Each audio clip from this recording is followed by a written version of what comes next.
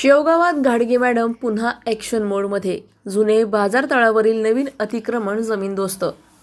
शेवगाव शहरात मुख्याधिकारी श्रीमती विजया घाडगे पुन्हा एकदा ॲक्शन मोडमध्ये आल्याचे चित्र पाहायला मिळाले. गुरुवारी सकाळी नगर परिषदेच्या अतिक्रमण विरोधी पथकाने जेसीबी, ट्रॅक्टर ट्रॉली आणि पोलीस बंदोबस्तासह शिवाजी चौक, जुने बाजारतळ, नवीन बाजारतळ, आखेगाव रोड आणि पंढरी पार्क परिसरात धडक कारवाई केली.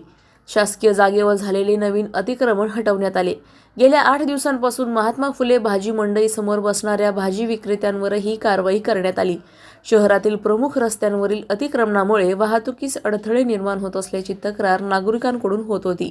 दरम्यान नवीन बाजारतळावरील एका व्यापाऱ्याकडून गुटखा आणि सुगंधित सुपारी जप्त केल्याची चर्चा शहरात रंगली आहे.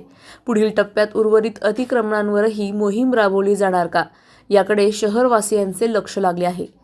प्रतिनिधी अविनाश देशमुख, शेवगाव. अधिक माहितीसाठी स्टार इंडिया 1 न्यूज पाहत रहा.